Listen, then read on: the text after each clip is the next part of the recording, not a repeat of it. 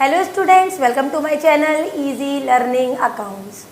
आज इस वीडियो में हम न्यू चैप्टर स्टार्ट करेंगे जिसका नाम है रिडेम्पशन ऑफ डिबेंचर, जो हमारे डिडक्शंस में था इस बार के सीबीएसई एग्ज़ाम में, लेकिन हमारे सीयूटी एग्ज़ाम में ये चैप्टर आ रहा है।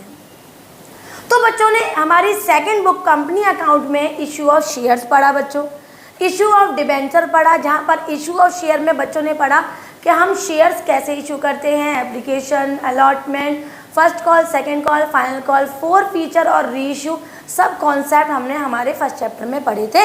सेकंड चैप्टर में हमें केवल बताया गया कि कंपनी डिबेंचर्स इशू करती है, कैसे करती है, क्यों करती है, ये सारे कॉन्सेप्ट बताते हुए चैप्टर का जो एंड हो रहा था ना बच्चों, वो हमें 6 केसेस के साथ एंड किया गया था, जिसमें हमें बताया था कि 4 केसेस, उसमें नंबर 1 था issue at par, redeemable at par, issue at discount, redeemable at par, issue at premium और रिडीमेबल एट पार, और 4th, 5th और 6th केस था हमारा issue at par, redeemable at premium, issue at discount, redeemable at premium, and last one था issue at premium, redeemable at premium.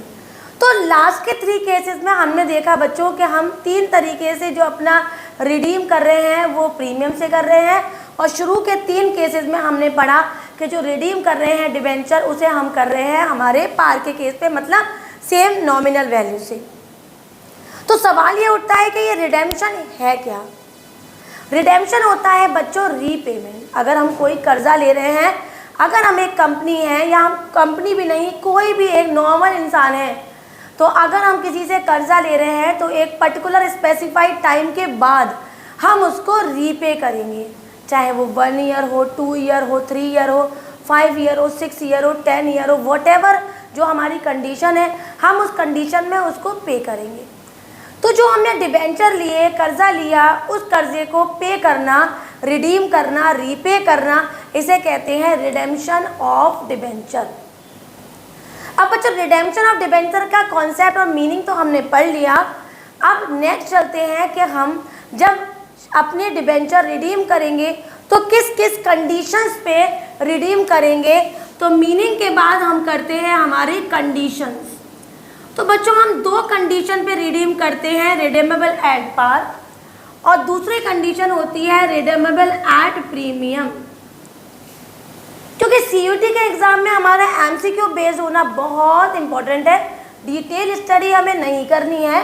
तो general entry पे अगर मैं फोकस करूं कि हमारी एट पार की एंट्री रिडेम्पशन की क्या होगी, तो बच्चों पहली होती है ड्यू की एंट्री और दूसरी होती है बच्चों हमारी मनी पेमेंट की एंट्री, जहां हम पे कर रहे हैं किसको, डिबेंचर होल्डर को। तो ड्यू की एंट्री होगी बच्चों हमारी पहली, percentage debenture account debit to debenture holders account, ये हमारी ड्यू की एंट्री है बच्चों। और पेमेंट की एंट्री होगी हमारी debenture holders account debit to bank account. Clear है, ये हमारी पेड की एंट्री है। अगर हमारा कॉन्सेप्ट प्रीमियम का है बच्चों, तो 6 केसेस में 4th केस, 5th केस और 6th केस आपको याद होगा, हमने 2 एंट्रीज न्यू बढ़ाई थी। डेबिट में बढ़ाई थी लॉस ऑन इशू और क्रेडिट में बढ़ाई थी प्रीमियम ऑन रिडेम्पशन। तो प्रीमियम ऑन रिडेम्पशन का जो वैल्यू है वो वैल्यू उठा के प्रीमियम के केस में हम यहाँ लिख देंगे प्रीमियम ऑन रिडेम्पशन अकाउंट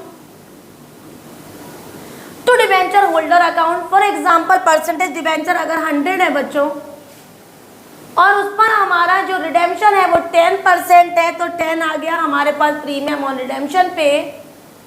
110 लिख देंगे ऐड करके डिबेंचर होल्डर्स पे, और फिर डिबेंचर होल्डर को पहुंचा देंगे हम 110 और बैंक में भी लिख देंगे 110। तो इस तरीके से प्रीमियम में परसेंटेज की वैल्यू को ऐड करके डिबेंचर होल्डर में बच्चों, और डिबेंचर होल्डर की वैल्यू फिर हम अगली एंट्री में ले जाएंगे और बैंक अकाउंट के साथ उसे क्रेडिट कर देंगे। तो ये तो हमारी 2 कंडीशन हो गई जिसमें हम डिबेंचर पे करेंगे, या तो हम एट पार पे करेंगे सेम नॉमिनल वैल्यू से, या प्रीमियम पे हम उसको पे करेंगे। कभी भी कोई डिबेंचर का पेमेंट डिस्काउंट में नहीं होता। अब आगे बढ़ते हैं अगर इस चैप्टर में, तो नेक्स्ट टॉपिक है हमारा इस चैप्टर में समझने के लिए, वो है बेटा हमारा DRR। ये DRR क्या होता है? DRR होता है बच्चों debenture redemption reserve. According to the amendments 10% हम इसे क्रिएट करते हैं। कहाँ से क्रिएट करते हैं? हमारे डिबेंचर की वैल्यू से 10% क्रिएट करते हैं। पहले 1918 के जितने भी एग्ज़ाम हुए थे वहाँ पर हम 25% क्रिएट करते थे DRR, बट जो हमारे अमेंडमेंट्स हुए 2020 में, अकॉर्डिंग टू दैट अब हम 10% ही DRR क्रिएट करते हैं। DRR होता क्या है? DRR हमारा वो रिज़र्व है जो एक कंपनी अपने पास रखती है। क्यों रखती है ये रिज़र्व? ताकि वो पैसा जोड़ सके और डिबेंचर को रिडीम कर सके। फॉर एग्ज़ाम्पल, अगर मेरी एक कंपनी है और मैंने उसमें 10 लाख रुपीज़ का डिबेंचर ले रखा है, अब कंपनी एक्ट कहता है कि भाई आप यहाँ पर रिज़र्व रख रहे हो ताकि आप फ्यूचर में स्पेसिफाइड डेट पे ये एश्योर कर सको कि पेमेंट हो जाएगा। तो उसके लिए जो हम जोड़ते हैं, रिज़र्व रखते हैं, वो हम जिस अकाउंट में रखते हैं उसे कहते हैं डिबेंचर रिडेम्पशन रिजर्व। ये हम क्रिएट करेंगे बच्चों। इसको क्रिएट करने की हम एंट्री देख लेते हैं। DRR को क्रिएट, अगर हमें क्वेश्चन में कुछ भी नहीं बताया है बच्चों, पहली बात तो ये 10% क्रिएट होगा, क्वेश्चन में कुछ नहीं बताया है बच्चों, तो हम DRR क्रिएट करेंगे जनरल रिजर्व से। तो general reserve account debit to DRR account. अगर बता रखा है स्पेशली जनरल रिजर्व, बता दिया है स्पेशली डिविडेंड इक्वलाइजेशन रिजर्व, तो इक्वलाइजेशन रिजर्व से भी हम DRR क्रिएट करेंगे। और तीसरा होता है बच्चों हमारा स्टेटमेंट ऑफ P&L। इसके लिए तो आप सब जानते हैं ना, जनरल रिजर्व का आइडेंटिफिकेशन है ना, इक्वलाइजेशन रिजर्व के बारे में कुछ बताया है, तो बाय डिफ़ॉल्ट हमारे पास फिर एक ही ऑप्शन रह जाता है, वो है स्टेटमेंट ऑफ P&L। तो ये 3 जगहें हैं जहाँ से हम DRR क्रिएट कर सकते हैं। कितना क्रिएट करेंगे? 10% क्रिएट करेंगे।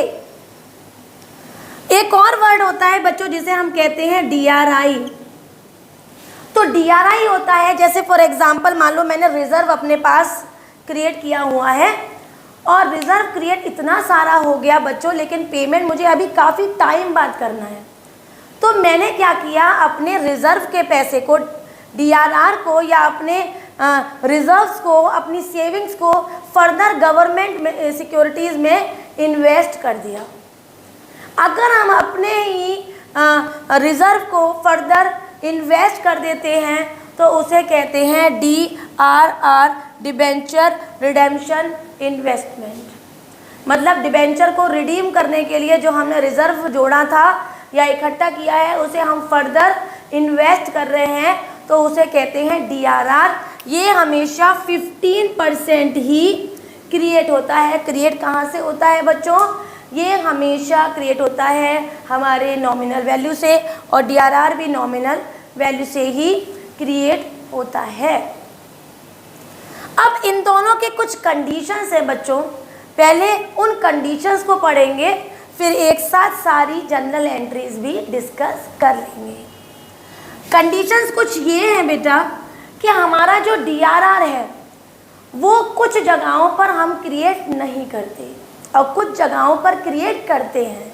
जैसे अगर आपको डिबेंचर पे करना है तो आप कहाँ से करोगे? या तो आप कैपिटल से पे करोगे, या आप अपने प्रॉफिट से पे करोगे, या फिर थोड़ा आप कैपिटल से पे करोगे बच्चों और थोड़ा सा आप प्रॉफिट से पे करोगे।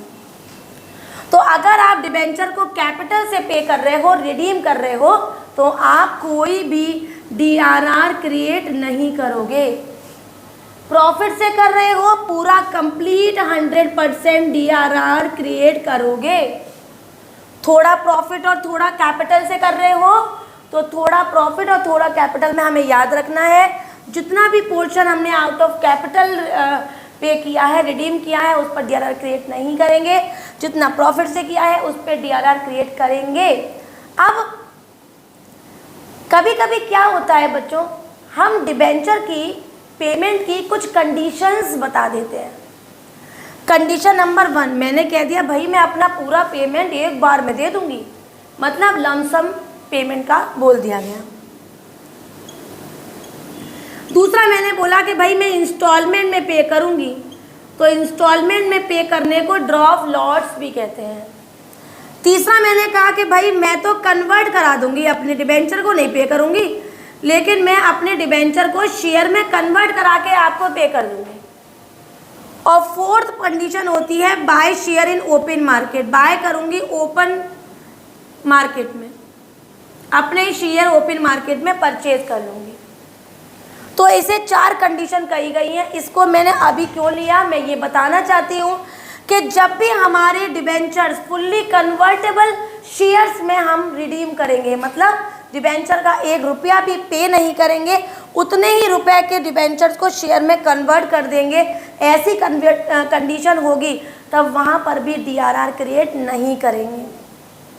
हाउसिंग कंपनीज है DRR क्रिएट नहीं करेंगे, नॉन फाइनेंशियल कंपनीज है DRR क्रिएट नहीं करेंगे, ऑल इंडिया फाइनेंशियल इंस्टीट्यूशंस है DRR क्रिएट नहीं करेंगे, RBI जिसको अंडरटेक करता है, और लास्ट बैंकिंग कंपनीज में भी DRR क्रिएट नहीं करेंगे और वहाँ पर DRI भी क्रिएट नहीं होगा।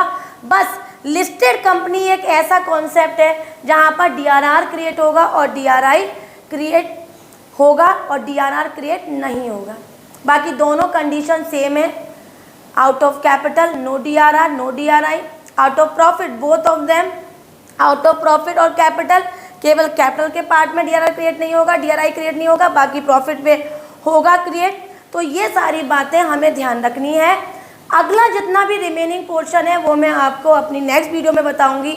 एक बार ऑल ओवर रिवाइज करते हैं। सबसे पहले हमने पढ़ा हमारा रिडेम्पशन ऑफ डिबेंचर क्या होता है, उसके बाद पढ़ा बच्चों हमने कि हम किस तरह से इसको रिडीम करते हैं, प्रीमियम में करते हैं, एट पार में करते हैं, दोनों की जनरल एंट्रीज पढ़ी।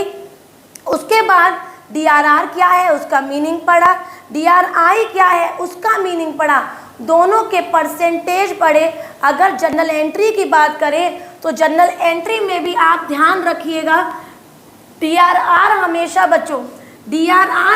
बच्चों जिस साल पे हो रहा है उस वाली साल के पहले की जो 31 मार्च है उसमें ही क्रिएट होगा। तो मान लो 31 मार्च में मैंने क्रिएट कर दिया जनरल रिजर्व अकाउंट, मैंने क्रिएट कर दिया जनरल रिजर्व अकाउंट डेबिट या कुछ नहीं दिया, तो statement of P&L account debit to DRR या फिर इक्वलाइजेशन जो भी कॉन्सेप्ट है उससे क्रिएट कर दिया। और बच्चों जिस दिन रिडेम्पशन हो रहा है, जिस दिन पेमेंट हो रहा है, पेमेंट डे पे सबसे लास्ट एंट्री होगी हमारी क्या होगी, DRR account debit to general reserve, इसको हम ट्रांसफर कर देंगे जनरल रिजर्व में। तो DRI की क्या कंडीशन है, DRI बच्चों हमेशा जिस साल पे हो रहा है उस साल के अप्रैल 1 में क्रिएट किया जाएगा।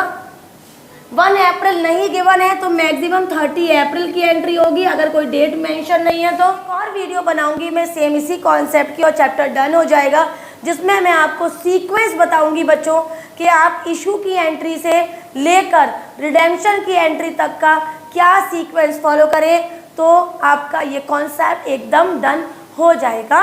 वीडियो अच्छी लगी हो, समझ में आ गई हो तो प्लीज़ इसको शेयर करें, लाइक करें और मेरे चैनल को सब्सक्राइब ज़रूर करें। थैंक